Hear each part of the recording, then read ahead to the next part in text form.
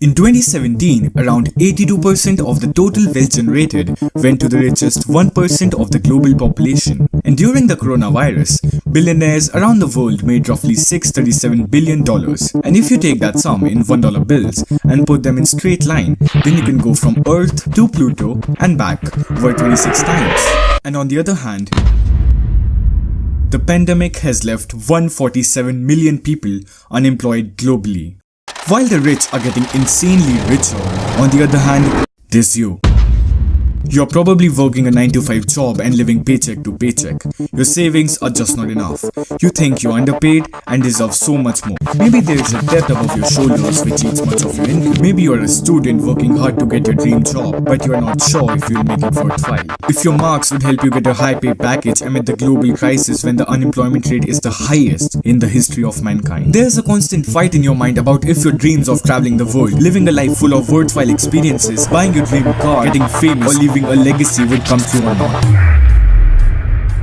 The harsh reality is that if you continue to live paycheck to paycheck being broke as you currently are, then probably your dreams would just be sacrificed over a job that would easily replace you the next day you die. So now you ask, what is it that makes you different from the ultra wealthy? What is the difference between the mindset of a millionaire compared to an average person? What is similar between Elon Musk, Jeff Bezos, Larry Page, Ritesh Agarwal and Mark Zuckerberg? The answer is, they have a different approach towards money than you.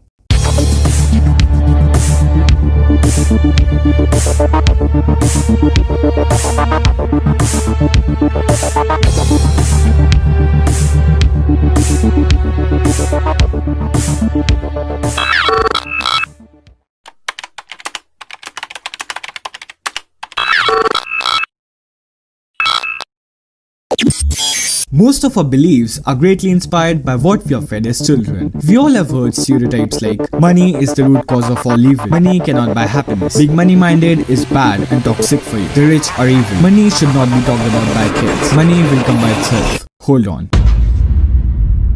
The truth is that the only true assets we all have are time and freedom. And money is just a tool to trade your time and freedom. Quoting Tim Ferriss from his book The 4-Hour Workweek goes like, top academic institutions are wonderful, but there are unrecognized benefits to not to come out of one. Graduates from top schools are funneled into high-income 80-hour-per-week jobs and 15 to 30 years of soul-crushing work that has to be accepted as the default path. And thus they trade their two most valuable resources, time and freedom, for not even a substantial amount of money. Let's take a quick look about if you wish to be a millionaire, then why universities won't help you. Let's look at some popular universities in India. The fees for BTech is 12.44 lakhs, plus you'll have to pay for the accommodation, plus the food and some indirect expenses that you'll face in your college life, which would total up to nearly 20 lakhs for a 4-year course. And then if you look at the average placement, it is around 4.5 lakhs per annum. So if we do a basic calculation, then 4,50,000 minus 5% income tax equals to 4,27,500, which is 35,625 monthly. And suppose you save 30% of your monthly earnings, which is the average savings of the Indian middle class person, then you will take roughly 15 years to repay the initial investment that you made to pay for your course. And to make the matter worse, if you had taken a student loan, which by a study 71% of the parents in India are willing to go into debt to finance college education of their children, then you're supposed to pay the principal plus the compounding interest over the loan, which further extends the burden.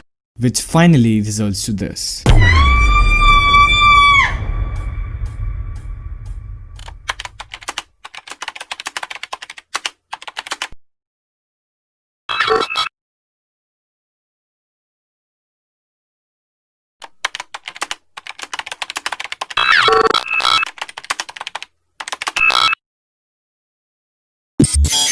Now we come to our main question. What is it that makes you different from the ultra wealthy? The answer is, they have a different approach towards money than you. For most of us, the only source of income we believe in is through a job. Thus, the money equation for us is money from a job in exchange of our time. And this approach towards money is fundamentally wrong if your goal is to land among the millionaires. Why? It's because you have limited time. Even if you secure one of the highest paying jobs in India, say worth 1 lakh rupees a month post-tax, then it would take you approximately 62 years of constant hard work to make $1 million if you don't even spend a single penny and save it all, which is practically impossible. Sure, with time your salary would rise, but so will your expenses. It takes ton of money for marriage and then to raise kids and to pay for their education. Expenses will always balance out your raise in income. And now is where the approach of the super wealthy comes. Quoting Robert Kiyosaki from Rich Dad Poor Dad goes like, "The rich don't work for money.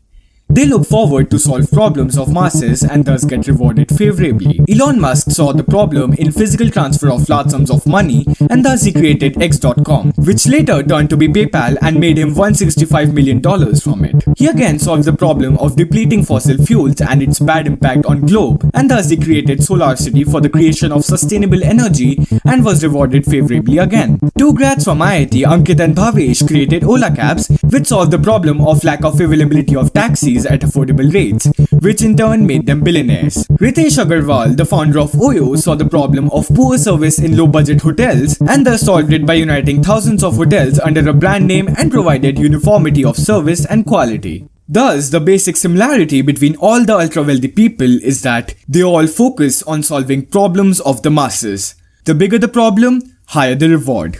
Now look, I don't mean that for you to get rich, you need to create a giant company and to solve a fundamental problem like aiding in communication, just the way Mark Zuckerberg did by creating Facebook. It's sure that the bigger the problem you solve, the higher you will be rewarded. But instead, you can simply look to solve the problems that you and the people around you face. It's not necessary to target millions of people. You can also create a fortune simply by capturing a small percentage of the market share. For example, if you manage to sell a product or a service for a recurring monthly fee of merely 200 rupees to just 5,000 people, then you will end up making 1.2 crore in revenue in just 1 year. It's simple math. Now imagine being successful at it and further scaling your products or services to more and more people. And here we come across another most important point: scalability.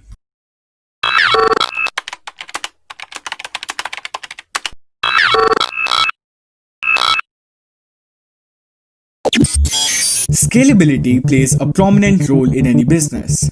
The solution for the problem you solve must be scalable.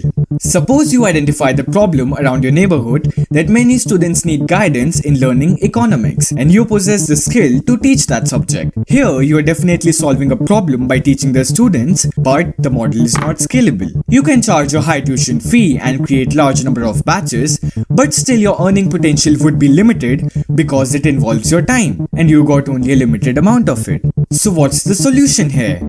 For a teacher here in this case, the solution to add scalability is to create an online course with pre-recorded videos which once created could be sold to thousands of students. This would break the time barrier and the course would not be limited to a particular area, and the students around the globe would be able to purchase it, leading to a drastic rise in the potential target audience. The scalability factor is what leads to the difference between a school teacher earning some 40,000 a month and a multi-billion-dollar business model of Byju's. Both are in education segment, one teaching 60 students and the other teaching 60 million. Now let's suppose you have understood the basic principle of solving problems and you have figured out a plan to make the solution scalable. Perfect. Now you will be able to devote your time to generate a substantial amount of wealth and build up an active income. But here comes the fun part. No millionaire in the world relies on just one source of income. And here comes the role of passive income streams.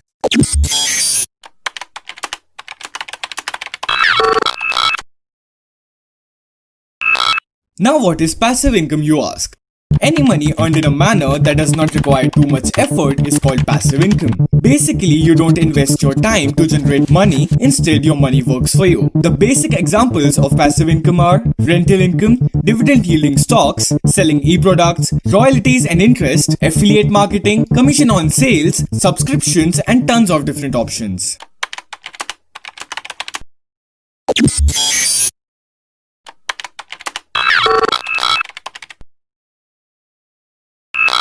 To sum up, look, this video was intended to introduce financial literacy to the masses.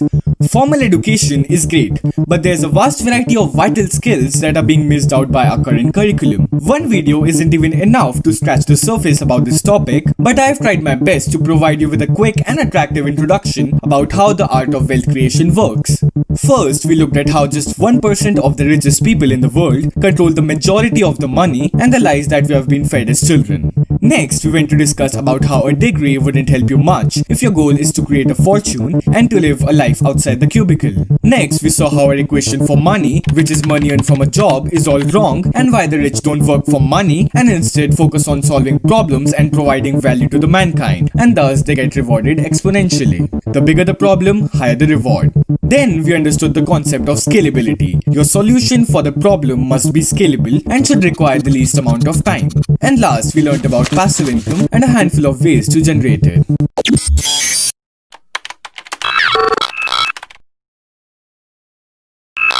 Hey, you have made it to the end. For my final words, I would like to make you aware of the harsh reality as well. The road to generate wealth is the one less taken. There are a million things that can possibly go wrong, and let me be honest with you, not all of you are going to make it to the end. There might be extreme hardships, emotional breakdowns, making your loved ones angry, pain, maybe sufferings, and still the chances of you succeeding would be really slim. But for the ones who will make it, there lays wealth beyond your imagination, way beyond what the society thought you'll ever make. Wealth that would shut the mouth of the ones who laughed at you, who questioned you for being a little too crazy, who made fun of your bigger than reality dreams. And you'll be able to live the life you've always dreamt of. From owning your multi-million-dollar mansion to traveling a new country every month. From attending the events you've always wished to being a philanthropist and donating millions to charity. You will have it all. Are you the one?